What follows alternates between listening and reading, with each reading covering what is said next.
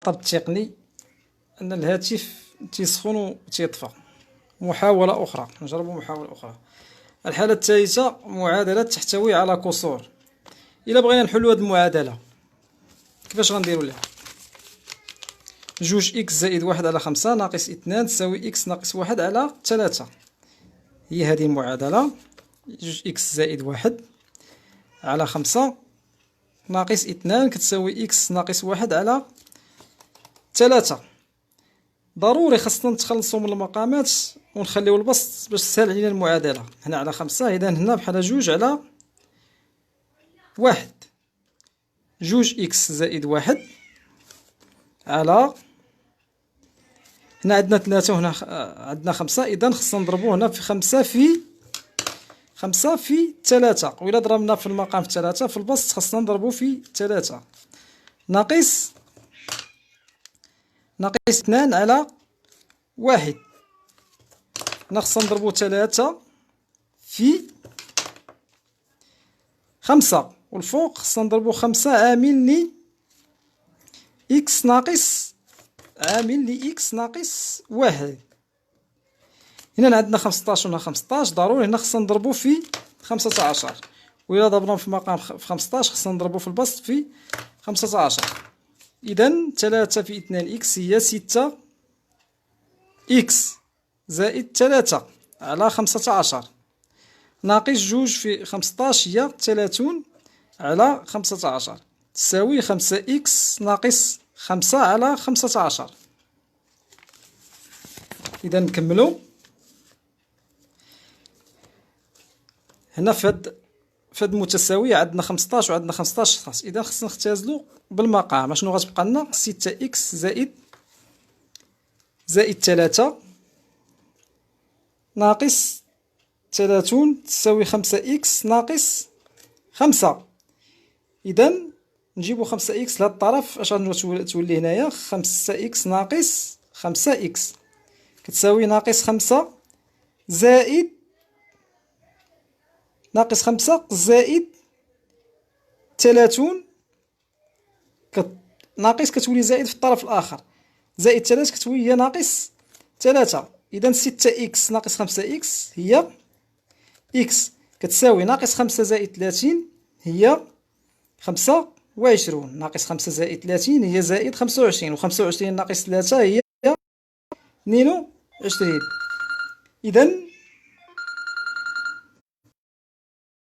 إذا حل المعادلة هو 22.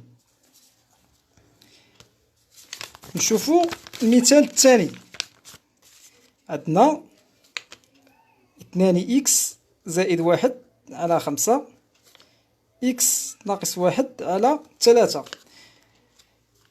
هنا خصنا نضربو جداء الوسطين في جداء الطرفين. 3 في، كيف ما أشرنا له سابقا، 3 في أو عامل لجوج إكس زائد واحد كتساوي 5 تساوي 5 عامل لإكس ناقص واحد. ودابا خصنا نديرو النشر.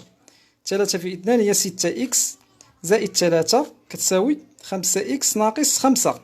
6 إكس رجعو 5 إكس لهاد الطرف غتولي ناقص 5 إكس ناقص 5 ناقص 3. إذا نكملو. إذا 6 إكس ناقص 5 إكس هي إكس ناقص 5 ناقص 3، 5 زائد 3 هي 8، ناقص مع ناقص هي ناقص 8. إذا هذا هو حل هذه المعادلة. إذا ندوزو معادلة من نوع إكس أس 2 كتساوي أ، حيث أ عدد حقيقي. أ يقدر يكون ناقص 3 ناقص 7 ناقص 8 1 2 3 عدد حقيقي. إذا كان أ كتساوي صفر، هاد أ كتساوي صفر، المعادلة تقبل حلا وحيدا هو إكس كتساوي صفر. إذا كان أ أكبر من صفر المعادلة تقبل حلين اثنين هما جذر أ وناقص جذر أ. إذا كان أ أصغر من صفر المعادلة لا تقبل حلا. مثال: إكس أس 2 زائد 12 كتساوي صفر. إذن أشنو غنديرو هنايا؟ إكس أس 2 كتساوي ناقص 12. أوتوماتيكمون هذا أصغر من صفر، بما أن ناقص 12 أصغر من صفر فإن المعادلة لا تقبل حلا. إذا نشوفوا المثال الآخر، نشوفوا هذا المثال لنحل هذه المعادلة. عندنا جوج إكس ناقص واحد الكل أس 2 ناقص 9 كتساوي صفر. إذا هنا لاحظوا معايا مزيان، كاينين شي مؤشرات ديال المتطابقة الثالثة. المتطابقة الثالثة أشنو تتقول؟ أ أس 2 ناقص بي أس 2 كتساوي أ ناقص بي عامل لي أ زائد بي. على هذا الشكل، هذه جوج إكس ناقص واحد هي أ، وناقص 9 هي 3 أس 2 هي بي. نديرو جوج إكس ناقص واحد أس 2 ناقص 3 أس 2 كتساوي صفر. هذه هي أ هي هذه جوج إكس ناقص واحد هي أ ناقص بي هي ناقص 3 عامل لي أ هي جوج إكس ناقص واحد زائد بي اللي هي 3 كتساوي صفر.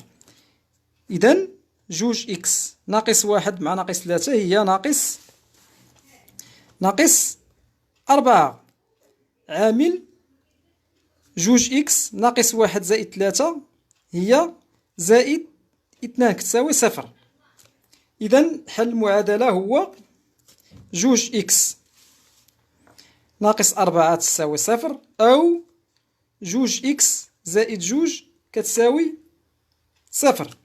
جوج إكس كتساوي 4 نديرو الطرف الآخر غتعود 4، أو جوج إكس كتساوي جوج إلا دينا الطرف الآخر غتساوي هي ناقص جوج. هنا إكس كتساوي 4 على 2، أو إكس كتساوي ناقص 2 على 2. إكس 4 على 2 هي 2، أو إكس كتساوي جوج على جوج هي واحد ناقص واحد. وبالتالي المعادلة تقبل حلين هما ناقص واحد و 2. إذن غادي نشوفو حل المعادلة تعميل مشترك. غنشوفو مثال هو هذا لنحل هذه المعادلة. جوج إكس عامل ل إكس زائد جذر جوج ناقص جذر 3 زائد جذر جوج كتساوي صفر. إذا ضروري في المعادلات كأنك تحتاج التعميل والنشر. دابا غنحتاجو التعميل. عندنا هذه هي المعادلة، جوج إكس عامل ل إكس زائد جذر 2 ناقص جذر 3 إكس زائد جذر جوج تساوي صفر. هنا عندنا العامل المشترك هو إكس زائد جذر جوج. إذن إكس زائد جذر جوج عامل ل جوج إكس ناقص جذر 3 كتساوي صفر. إذن هذا هو العامل المشترك، هو هذا باش عملنا جوج إكس ناقص جذر 3 إكس زائد جذر جوج عامل لجوج إكس ناقص جذر 3. إذن إكس زائد جذر جوج كتساوي صفر، أو جوج إكس ناقص جذر 3 كتساوي صفر. إكس كتساوي ناقص جذر جوج، أو جوج إكس كتساوي جذر 3. إكس كتساوي ناقص جذر جوج، أو إكس كتساوي جذر 3 على 2. إذا المعادلة تقبل حلين هما ناقص جذر جوج وجذر 3 على جوج.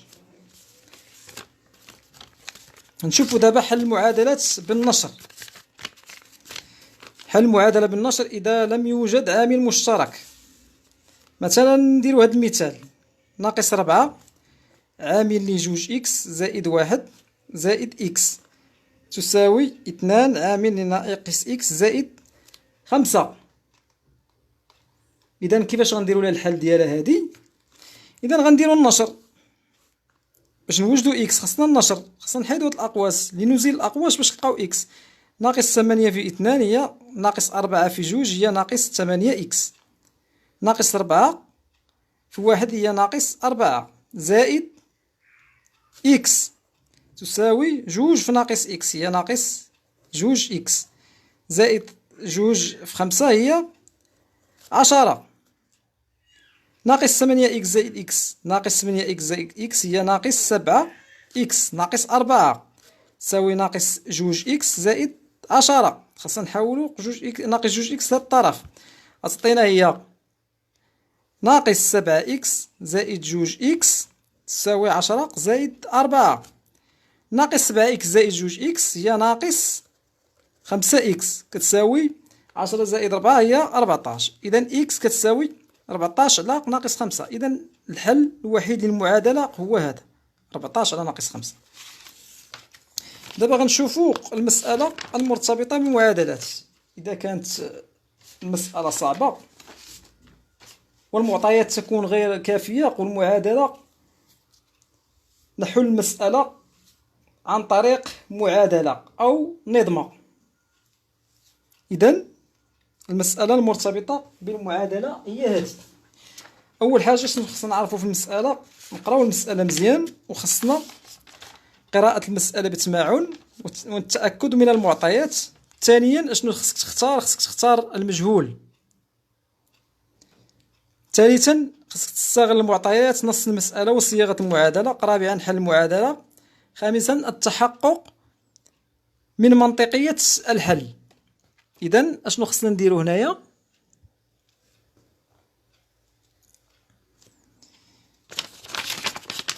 غنعطيكم مثال. واحد المعادلة، واحد المسألة هي هذه. يصرف أستاذ نصف ديال الأجرة ديالو في الكراء والمأكل والمشرب، والثلث ديال هاد الأجرة ديالو يرسله إلى أمه، والسبع ديال هاد الأجرة كيشتري به اللباس والتنقل ويوفر بأعجوبة 150 درهم. الأستاذ تيوفر 150 درهم 3000 ريال. ما هي أجرته الشهرية؟ إذن اشنو خصنا نديرو في أول حالة؟ خصنا نختارو المجهول. أولا اختيار المجهول. كيفاش غنختاروا المجهول؟ ليكن اكس. هاد اكس اشنو؟ ليكن اكس، حنا هاد الاجره الشهريه ما عارفينهاش راه مجهوله. ليكن اكس اجره هذا الاستاذ، هذا الاستاذ الشهريه، حنا ما عارفينش المنظر ديال الاستاذ شحال كيتخلص. ثانيا خصنا نديرو صياغة المعادلة. صياغة المعادلة.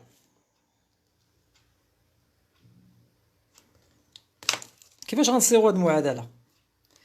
أول حاجة الأستاذ يصرف نصف أجرته في الكراء والمأكل والمشرب. إذن أشنو غنديرو هنايا؟ بما أن نصف أجرة الأستاذ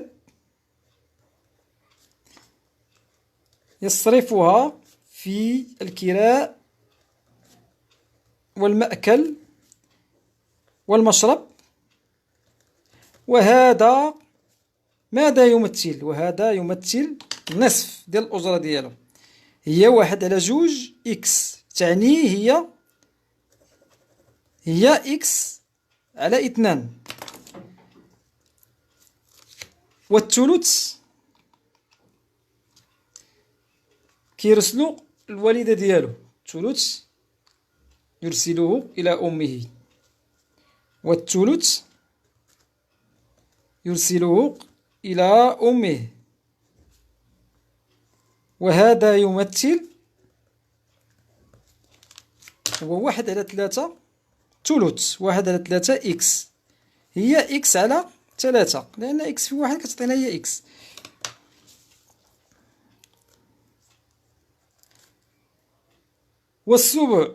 والسبع يصرفه في اللباس والتنقل، وهذا يمثل السبع شنو كيمثل لينا؟ هو 1/7 إكس، هي إكس على 7. إذن اش كيوفر لينا الأستاذ؟ ويوفر 150 درهم، هي اللي تيوفر لينا هاد الأستاذ هذا. إذن هاد المصاريف، هاد مجموع المصاريف هادو زائد ما يوفر الأستاذ. إذن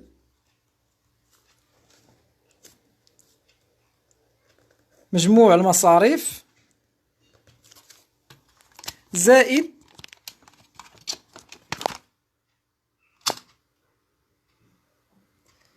هاد مجموع المصاريف. اعتذر.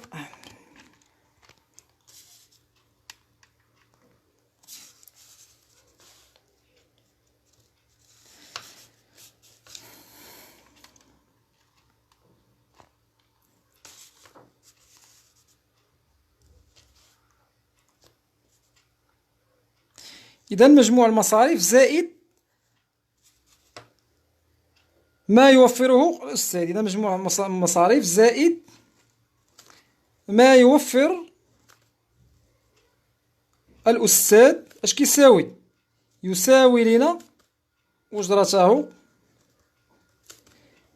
الشهرية، يعني أن داكشي اللي يصرف وداكشي اللي كيوفر كيساوي لنا الأجرة ديالو الشهرية اللي هي عدد مجهول، هي اللي بغينا. إذن كيفاش غنصيغو هاد المعادلة؟ من هنا عندنا إكس على 2 زائد إكس على 3 زائد إكس على 7 زائد 150 كتساوي لنا إكس. إذن عندنا معادلة فيها بسط مقام. شنو خصنا نديرو؟ خصنا نوحدو المقامات. إذن إكس على 2 زائد إكس على 3 زائد إكس على 7 زائد 150 كتساوي إكس. إذن حنا بحال على 1 هنا على 1. كيفاش غنلقاو هاد المقام 1؟ كيفاش غنلقاوه؟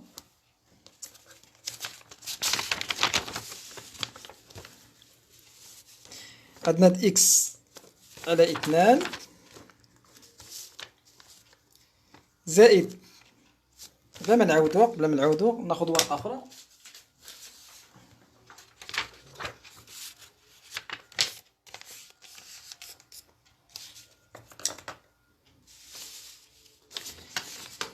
هنا كيفاش غنلقاو المقام 1؟ هنا عندنا 7، هنا عندنا 3، هنا عندنا 2، هنا عندنا 1، هنا عندنا 1. إذن فاش خاصنا نضربو 7 هنا؟ إذا ضربناها مثلا في 6، نضربوه هنا في 6 ونضربو فوق هنا في 6، هنا غتعطينا 42. دونك هنا خصنا نضربو 14 في 3 ونضربو فوق في البسط 14 في 3، المقام نضربو في 14 والبسط نضربو في 14. 2 العدد اللي غيعطينا 42. هنا غنديرو 21، المقام ضربنا في 21، إذا البسط خصنا نضربو في 21. هنا 150 هنا خصنا نضربو في 42 و150 خصنا نضربوها في 42. هنا خصنا نضربو في 42 ولتحت خصنا نضربو في 42. إذا شنو تعطينا هنا؟ 21 إكس على 42